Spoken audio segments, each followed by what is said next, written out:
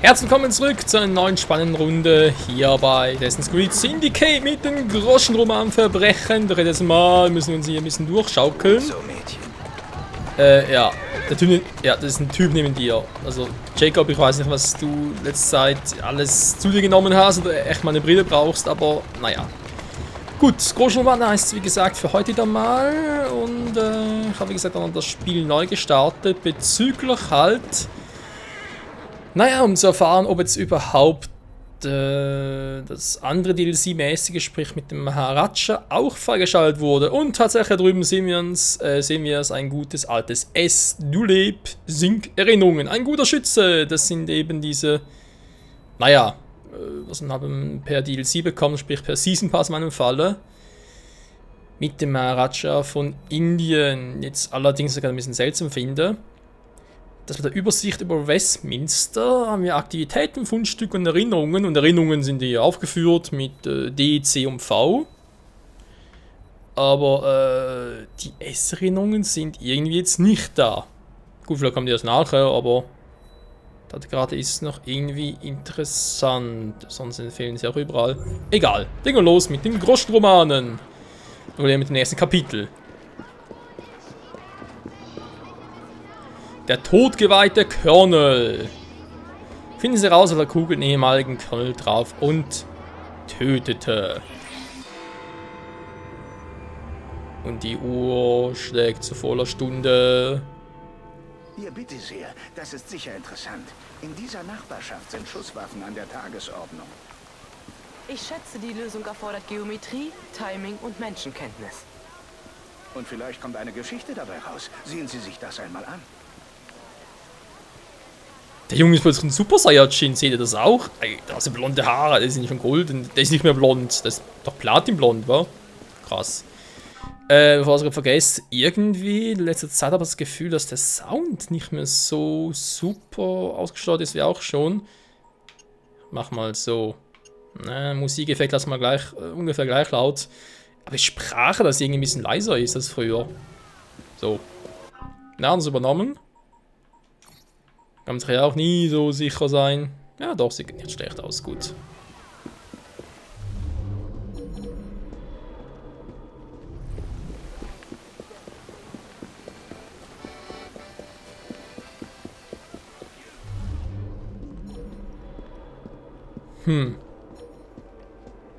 Okay, dann gucken wir doch mal. Was ist mit seiner Leiche genau passiert? Genau passiert? Ah, jetzt. Louis Prescott von einer einzelnen Kugel getötet, die in seine Brust eindrang, direkt durchs Herz ging und den Rücken wieder austrat. Ja, von dem her ein schneller und hoffentlich für ihn natürlich auch schmerzloser Tod. Zielgenau 12 Uhr. Okay, er stand sogar direkt vor ihm. Ist aber 2 Uhr. Eine 6-eckige Kugel steckt direkt unter der Ziffer 12. Die Uhr läuft noch. Hat das durch die Uhr hindurch geschossen? Weil halt unter der Ziffer 12 oder 12 Uhr aus dem Sinn von geradeaus. Ich frage mich, ob mir jemand etwas dazu sagen kann. Vermutlich schon.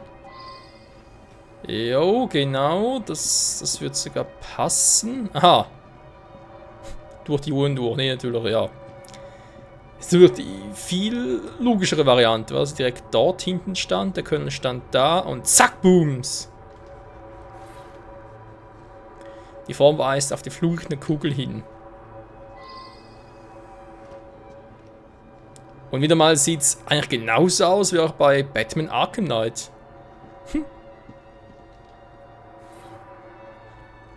Die Fahnen des 11. Infanterieregiments, gezeichnet mit Goldküste Ashanti-Feldzug. Ich frage mich, ob mir jemand etwas dazu sagen kann. Gute Frage. Momentan nützt uns das noch nicht sehr viel weiter. Eine einzelne weiße Feder. Vielleicht sollte ich einen Verdächtigen verhören. Wen? Ein Vogel? Tarnmodus. Ein Einschussloch in der Uhr? Das wäre mir neu. Das war vielleicht schon da, als ich gegen Mittag hier ankam. Vielleicht war das auch der zweite Schuss, den ich hörte. 2 Schüsse also. Ich war auf dem Weg hierher. Hab 2 Schüsse gehört. Genau um 12 Uhr. Ich überlege gerade, wenn es der zweite Schuss war, gemäß unserer Rekonstruktion ging der Schuss direkt durch den Körnel hindurch, sprich direkt aus dem Herzen hindurch. Und das sah jetzt eigentlich nicht unbedingt so aus, als wäre er irgendwie im Rennen gewesen. Jetzt mal ganz doof angenommen. Einer schießt, ja, einmal geschossen, sagen wir es mal so. Wenn man so einen Schuss hört, der ging daneben. Wir haben an seiner Leiche keine andere Schusswunde gefunden, sprich der erste Schuss hat ihn in dem Sinne nicht getroffen. Aber wenn du doch einen Schuss hörst, gehst du doch in Deckung, rennst weg, wie auch immer, dann müsste der Colonel irgendwie anders da gelegen haben. Chico müsste was anderes gesagt haben. Also, ob es da wirklich 2 Schüsse gab und ob der zweite vielleicht einfach nur, also ob der erste bereits getroffen hat und der zweite einen anderen Grund dafür hatte. Er war ein guter Mann, sehr ehrenhaft. Ich bin stolz, unter Colonel Prescott in der 11. Infanterie an der Goldküste in Afrika gedient zu haben. Moment, was?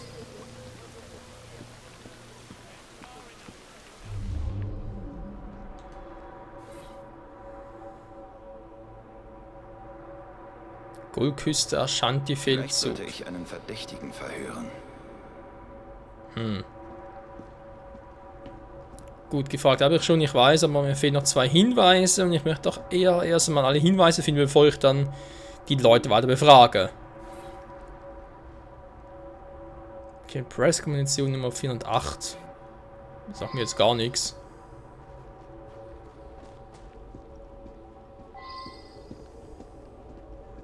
So, der Schütze stand vermutlich hier. Gab es hier irgendwie noch...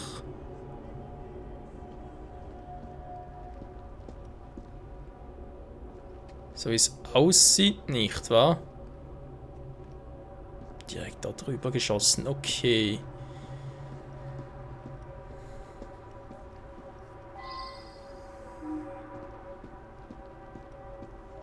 Ja, ein Hinweis fehlt noch. Munitionsfabrik, Einschussslot. Das Loch an einer 6-eckigen Kugel, am Loch klebt Blut.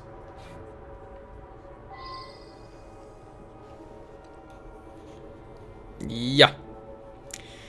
Dann wird das wohl die Todeskugel gewesen sein und die andere, was weiß ich, warum das die... Ja, drauf das Opfer würde raussagen. Aber, aus was für einem Winkel?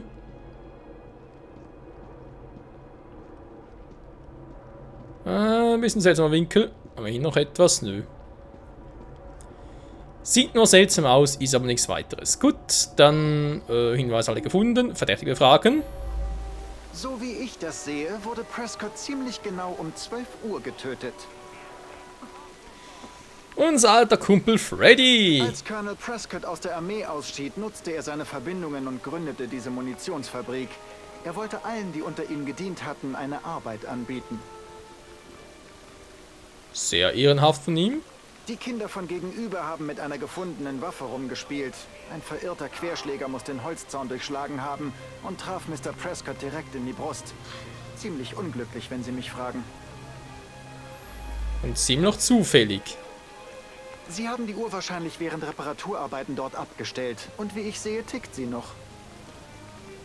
Ja, besser als du, Freddy.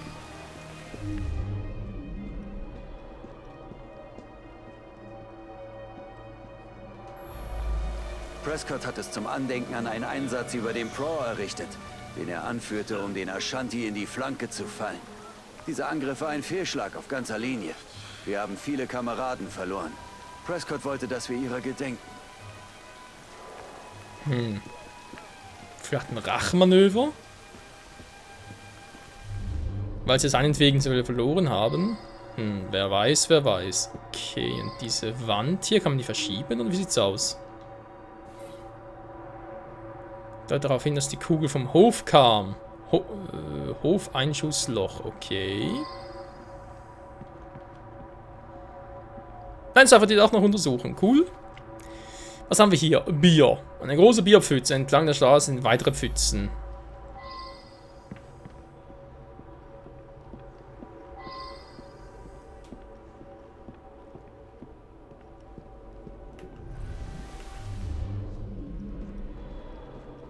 Die Frage ist natürlich, wohin führt die genau, weil ich habe ja eigentlich noch mehr zu untersuchen. Hä? In die falsche Richtung unterwegs.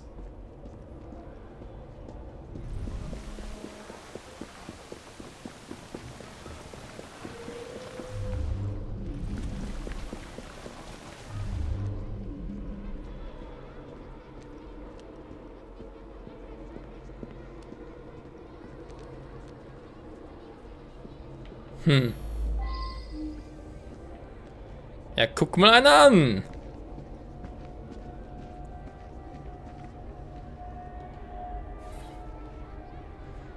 Leeres Fass. Einer der Augen hat ein rundes Loch. Im Inneren ist eine verschlossene Kugel. Das Kaliber der Kugel passt zum Revolver des Waisenkindes.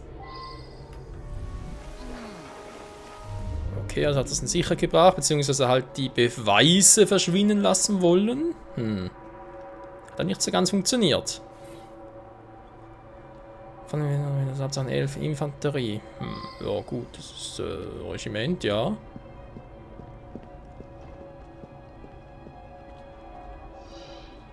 Ein Vogel. Ein tote, teilweise gerupfte weiße Gans. Und wie zum Henker hilft uns jetzt diese Gans?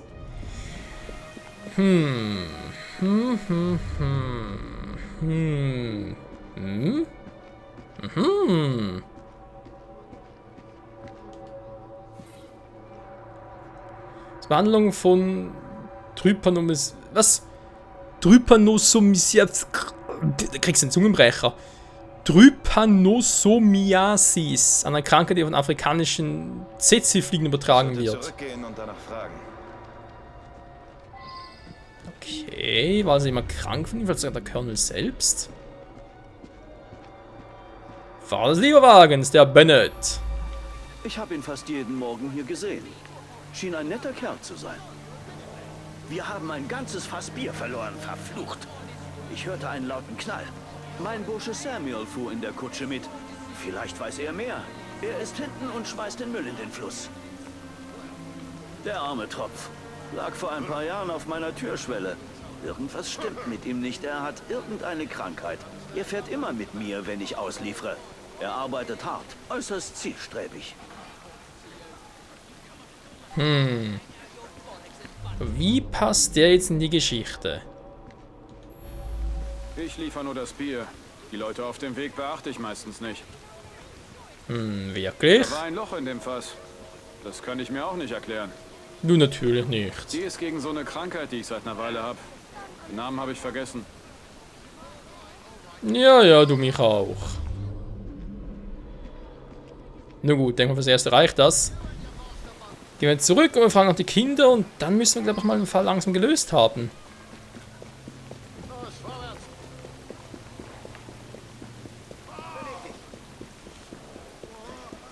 Ich glaube, so mittlerweile ist es immer noch ziemlich schwierig, da irgendwie einen Täter wirklich auszumachen, aber ich habe eine Vermutung. Ja, ich will einfach nur... Ja, geht doch. So, bevor natürlich hier erstmal Leute befragen, ich habe gerade noch etwas Verdächtiges hier gesehen. Ein Sandsack. Von weißen Kindern selbst gemacht. Okay. Momentan sieht aber doch alles nach einem unglücklichen Zufall aus. Ich glaube, zwar eher weniger. Die Kinder auf das Ziel schossen.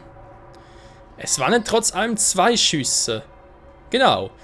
Wenn die Kinder natürlich zum einen geschossen haben, niemand anderes wusste davon, dass die Kinder immer so schießen. Also quasi hier immer ihre Zielübungen machen, wie auch immer. Und er hat das ausgenutzt, um den Colonel zu erledigen und danach halt die Schuld auf die Kinder zu schieben. Wäre eine Variante. Earl, ein Waisenkind. Hey Earl. Wir standen genau hier und haben auf das Ziel geschossen. Ich wollte schießen, aber da war ein lauter Knall. Ich habe mich erschrocken und das Ziel total verfehlt. Ich habe den Mann nicht getötet. Ich bin kein Mörder. Natürlich nicht. Wir haben einen Revolver unter dem Fenster beim Holzlager gefunden. Keine Ahnung, wem der gehörte. Ja, es fügt sich langsam sich zusammen. Das wäre noch ein Hinweis. Ja, haben wir auch schon. Aufprallabdruck. Hier ist auf mein kleines, schweres Objekt hingefallen. Vielleicht ein Revolver.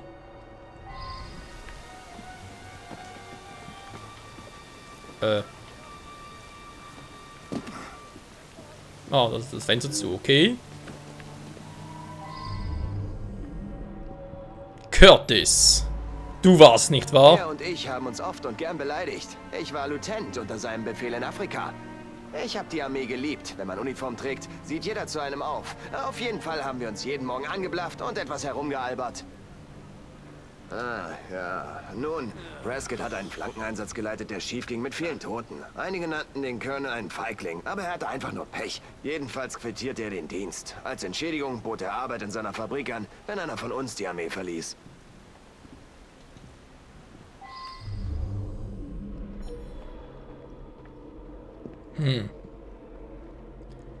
Bringt mich jetzt nicht besonders viel weiter, also ja, das mit dem Fehlschlag, also das Kind natürlich war quasi ein unglücklicher Zufall, war glaube ich keine Sekunde, wir haben immerhin hier 2 Schüsse. Und es wird wohl sogar 3.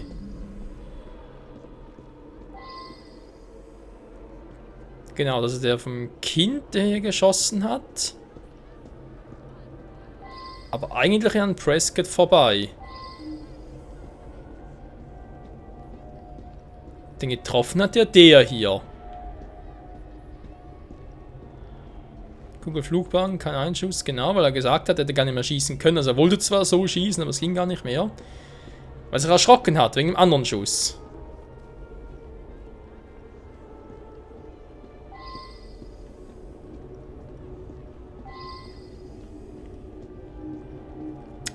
Da oben ist doch gar nichts.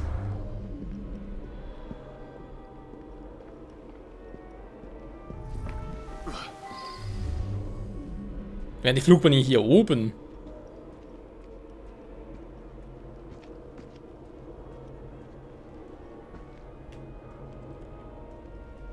Gemäß Karte, was jetzt gerade weitermachen soll. Ich würde aber sonst echt sagen, dass entweder er doch war oder eben der andere Typi. Sprich der Samuel, der irgendwie krank ist.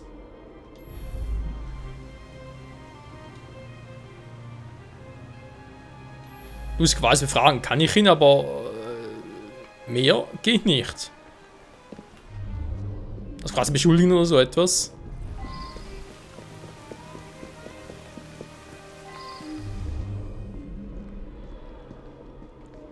Traf das Opfer? Welche? Gute Frage. Ich würde schon sagen, das obere, weil es unter gar kein Blut dran und die Kugel müsste schon Blut haben. Ich frage mich, ob mir jemand etwas dazu sagen kann. Ja, das hatten wir schon, Jacob, das bringt nichts. Ja, am Loch klebt Blut. Ich war auf dem Weg hierher. Hab 2 Schüsse gehört. Genau um 12 Uhr.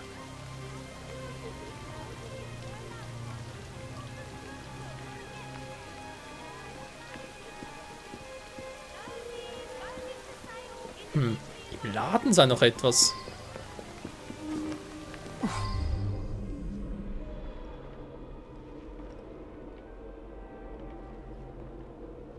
Ich habe schon alle Verdächtige getroffen. Klar, ich kann noch einen Stockwerk hochgehen, aber so, dass ich hier oben noch etwas finde.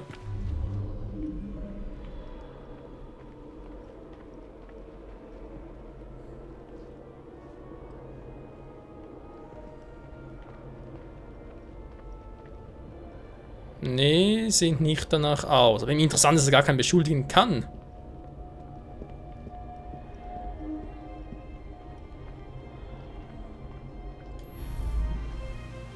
Der kann befragen, der kann verlassen, aber Beschuldigung geht hier nicht.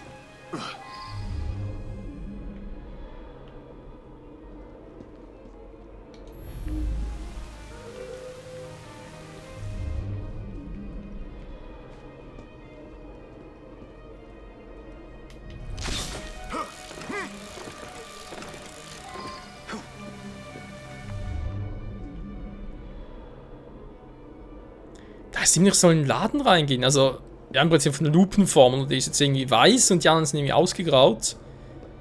Da muss ich in den Laden rein, aber wir waren schon da drin, da gibt's nichts mehr.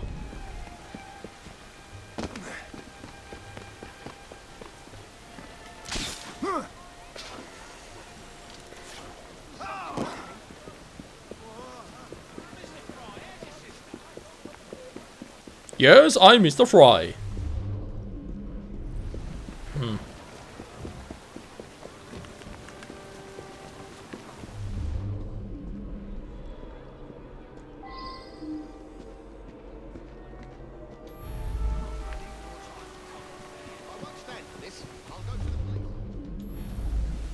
Bei ihm kann ich auch nichts machen. Hä? Was ist denn jetzt kaputt?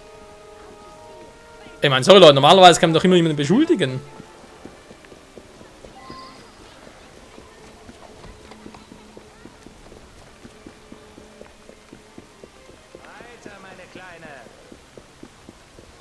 Jetzt gehen wir jetzt wieder zum Laden zurück. Also irgendwie ist es gerade ein bisschen sehr crazy. Freddy? Ihn beschuldigen, natürlich.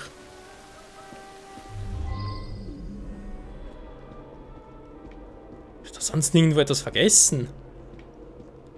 Nee, ist alles weiß. Gibt kein gelbes Symbol, was man darauf hinführen würde, dass noch etwas neu wäre.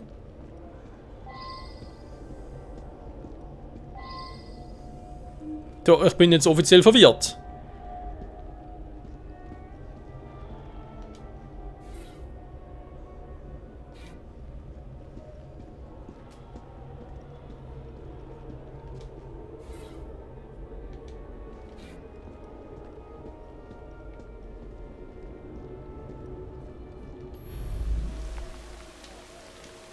Prescott hat es zum Andenken.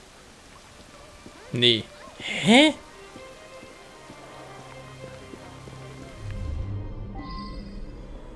Sorry, ich verstehe jetzt echt nicht. Kann man plötzlich mittlerweile niemanden mehr oder mach irgendwas falsch? Nee, kann auch nicht sein.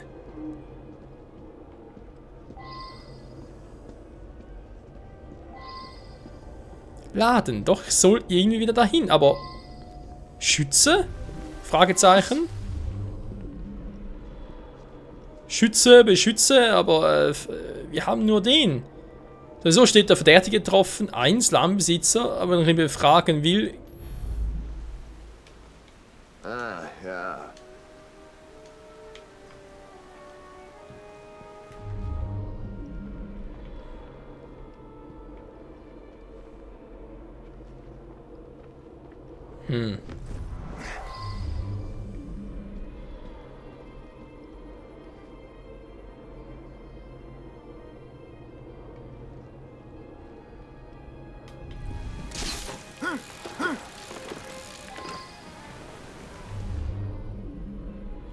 Habe ich hier noch irgendwie etwas, aber wäre jetzt ein bisschen kohlig.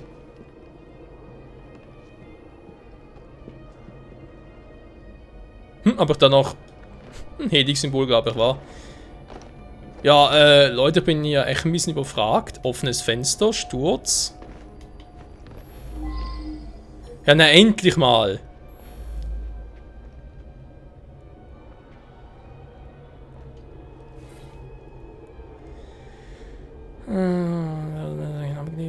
Abgefeuert worden.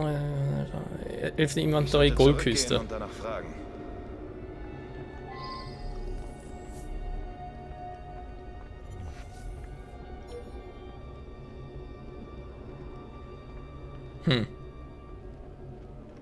Was? Whiffwurf.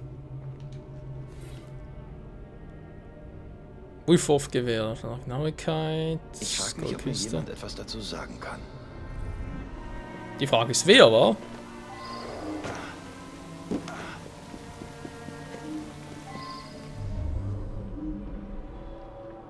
Weil im Prinzip müsste das Gewehr ja ihm gehören. Ich gebe es zu. Ich verkaufe gestohlene Waffen. Alles ganz heimlich. Schwarzmarkt eben. Ich habe geschossen. Heute früh forderte Prescott mich heraus, von meinem Dachboden aus die 12 zu treffen. Hab sie knapp verfehlt. Keiner hat's gesehen. Es war zu früh am Morgen. Ich habe das Gewehr aus Afrika mitgebracht. Ich war Scharfschütze im Krieg gegen die Ashanti. Das nutzte ich auch für Prescotts Herausforderung. Wir haben nur das eine. Ich würde es nie verkaufen. Aus dem Winkel hätte ich ihn unmöglich treffen können. Ich habe auf die Uhr geschossen.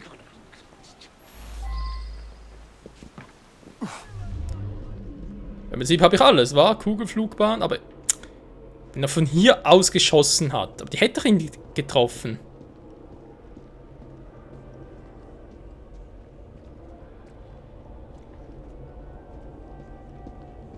Ja, wer hätte denn... Google Flugbahn. Ja, ja, das sagt, aber wer hätte denn von da oben aus her schießen sollen? Die Kinder ja wohl kaum.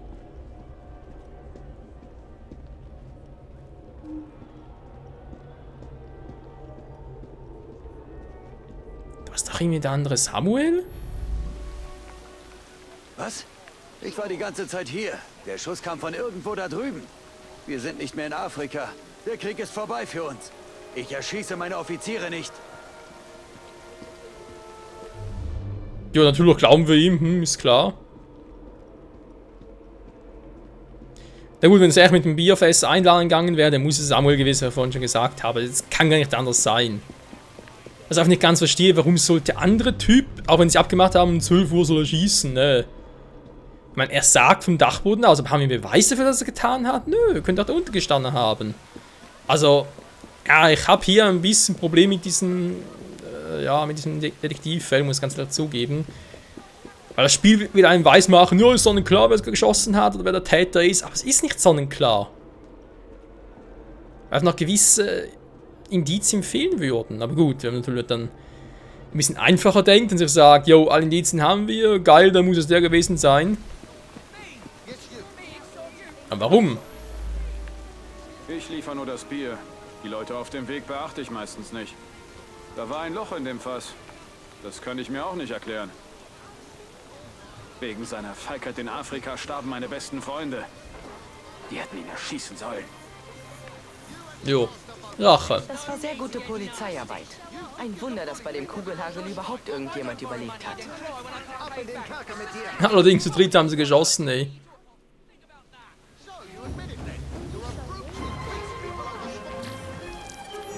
Ich bleibe dabei, ist ein seltsamer Fall, aber es hat zumindest alles schlüssig, außer am Schluss, dass irgendwie Dachboden hoch musste. Ich meine, ich habe geguckt, oder? Und trotzdem irgendwie spontan nichts entdeckt. Das war schon leicht seltsam. Aber egal. Freunde, mal danke fürs Zusehen. Im nächsten Part geht's dann natürlich weiter. Wir haben hier Groschenromane bereits durch. Hier gibt es gar keine. Hier auch nicht. Hier ebenso wenig. Hier gäbe es noch eine. Machen wir sogar in der nächsten Folge dann. Dann haben wir hier noch 2 übrig und hier noch einen. Jo, so viele Parts sind es gar nicht mehr. Und dann natürlich mit dem Maharaja loslegen. Den guten Dulip Singh. Der gute Singh. Jo, singen wir ein bisschen. I'm singing in the rain. Nee. In dem Sinne, danke fürs Zusehen und bis zum nächsten Mal. Tschüss.